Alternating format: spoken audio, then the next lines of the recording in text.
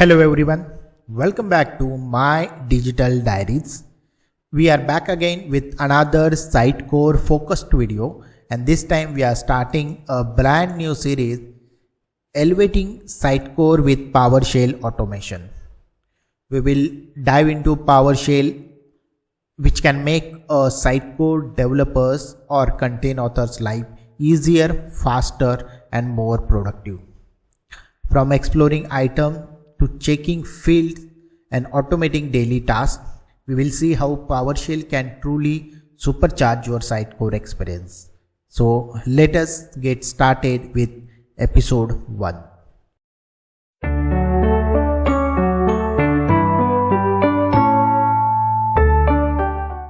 Before we jump into today's episode, let's take a quick look back at what we have already covered on my digital diaries. There are 2 videos related to PowerShell extensions which we have done long back. So first is part 1, where we learn how to install and use Sitecore PowerShell extension. So that is part 1, and then we have a part 2. In this we explored the working syntax with real-time examples. If you missed those videos, make sure to check them out. The links are in the description. So in this series we are not going to see how you can install the Sitecore or the what are the different syntax related to PowerShell script. This series we are going to more concentrate on the real-time example or real-time script. So why should you even consider using PowerShell in Sitecore? Well, Sitecore PowerShell extensions allows developers and admins to automate repetitive tasks, manage content in bulk, and improve productivity without writing complex backend code. So let's see few of those scenarios, high level scenarios. So first one is bulk content manipulation. Imagine you need to update a metadata field across the hundreds of articles. Doing this manually will take hours. With a simple PowerShell script, you can loop through all the items and update the field in just a few seconds. This not only saves time but also ensures consistency across your content. So bulk content manipulation, you can use a PowerShell script. So next is content cleanup and validations. Another powerful use case is content cleanup and validations. Over time, your content tree might collect empty items, missing field values, or unused media items. PowerShell can scan your items, validate required fields, and even flag broken links, making your content repository much healthier and easier to maintain.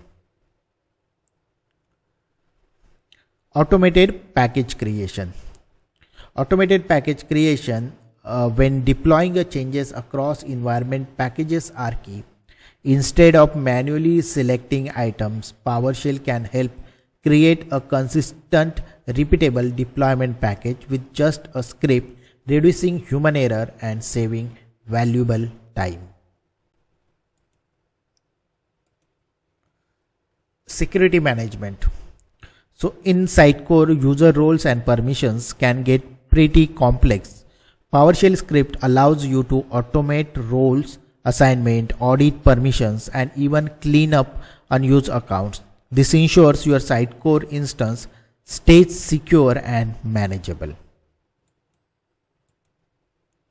Reporting and analytics. Finally, reporting and analytics. Sometimes you need insights that Sitecore does not provide out of box. With PowerShell, you can quickly generate reports like finding all pages missing SEO fields or analyzing uses of specific templates. And the best part, you can export these reports directly to Excel or CSV for your marketing and content items. So these are the few ideal scenarios, at high level ideal scenarios, and in this series we are going to target all these scenarios. So we are going to see few real-time scenarios and the script are associated with it. Let us start with the first example. So in this episode, what we are going to see a PowerShell script which will help us to extract simple field to dynamic Excel reports. So the problem statement is a content author reports that a specific item is not displaying properly on the live site. So as a developer, you need to quickly check all the custom fields and their values on that item. So how we can do that? So that we are going to see in our first example, where in the first script we were going to see how we can use a database, how can you select a database with the script, how to add the path, and then how to get a child item, how to use for each loop, write host, then how to use a template and its fields, how to filter the standard value fields from the all the fields which is coming from that item, then checking the null fields with a custom value, and then how to use a line break. So we are going to all these things. So let's check live this example. For this demo purpose, I have created one folder articles. Inside that there are three items, three articles basically, okay, which has fields like meta keyword, meta description, meta title, author, time to watch, thumbnail, and the title and the content, which is a rich text. Okay, so these are the fields are there. So what we are going to see is our first script where we are going to extract all these fields using the PowerShell.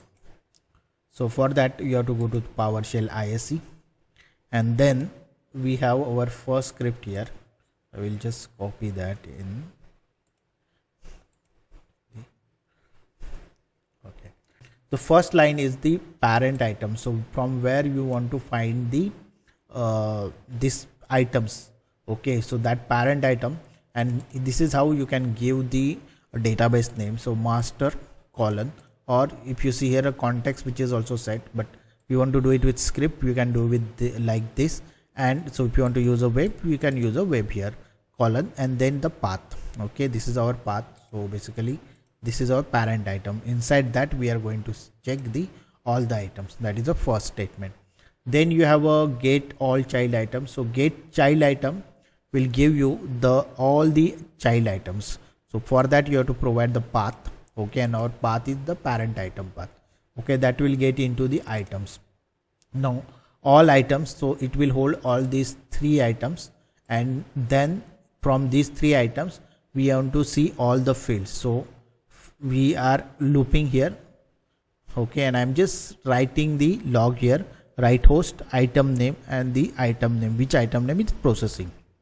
Now we can directly use the item also for getting the fields, but there is a problem in that. If you try to do that, it will not show you the fields which has not have any value, or it which is blank. So in our example, if you see PowerShell script demo, the meta title is blank, the author is blank, so all those values will not get displayed.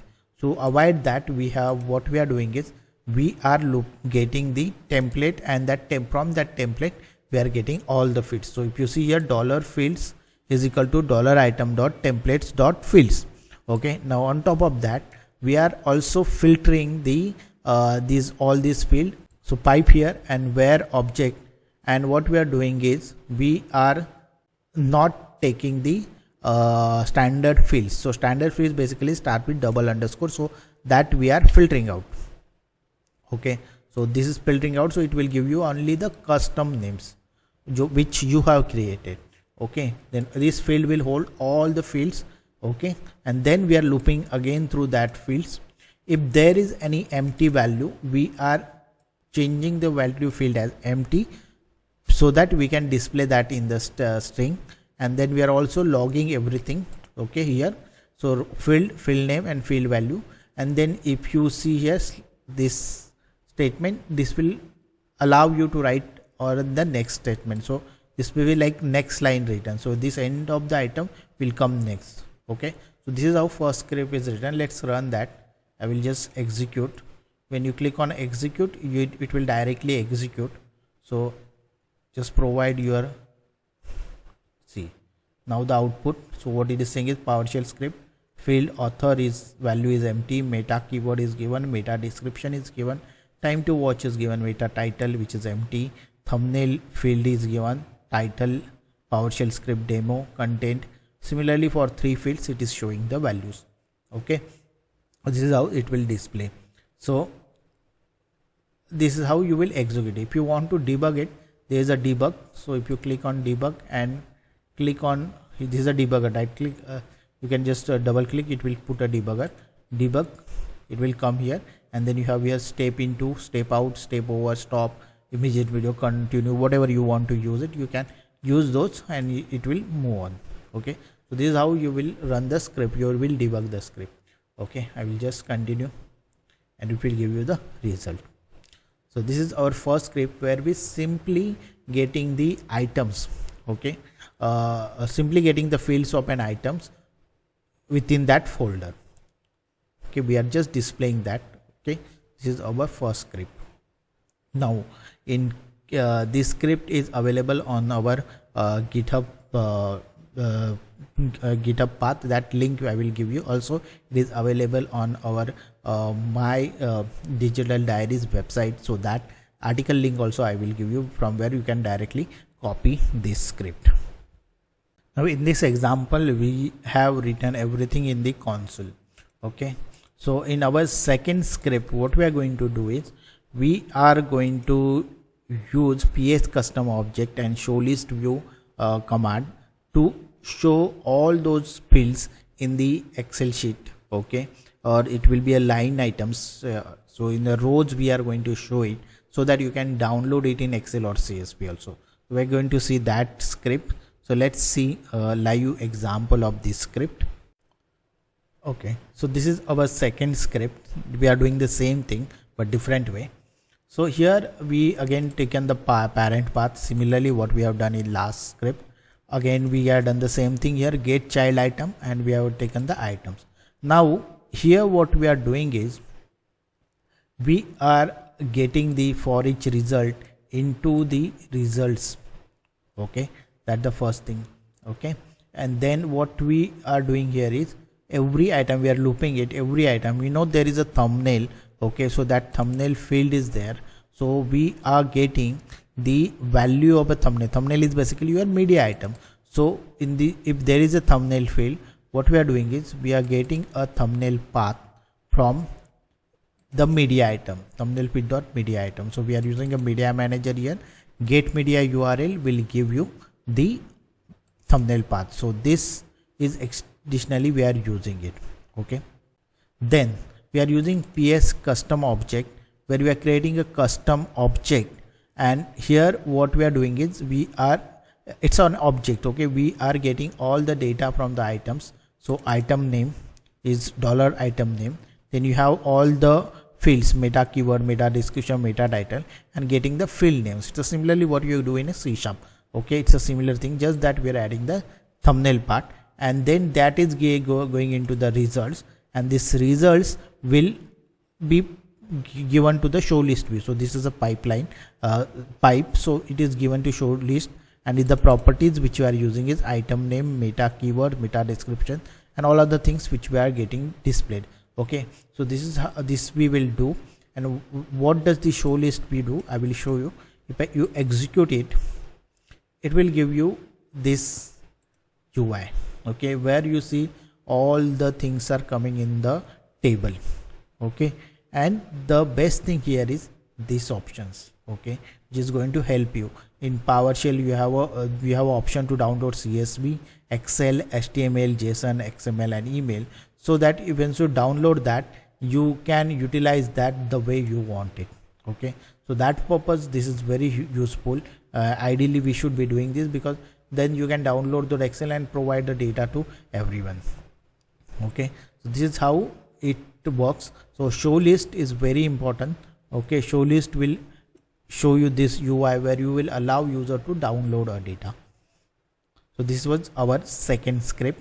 Again, you can get this script from our GitHub URL or GitHub repository.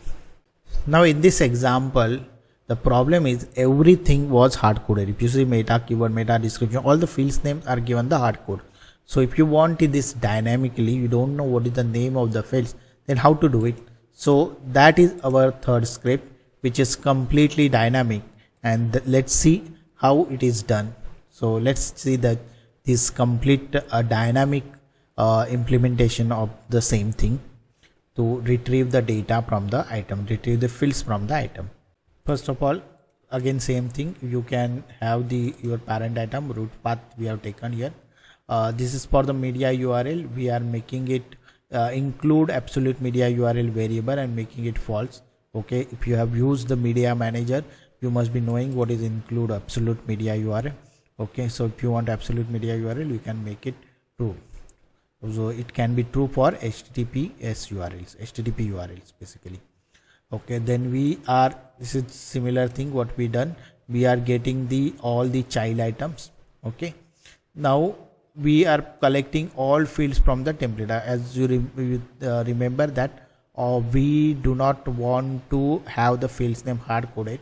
So what we are doing is we are getting the items, and from the item we are getting all the fields, okay, excluding the standard values, okay, and the name are blank.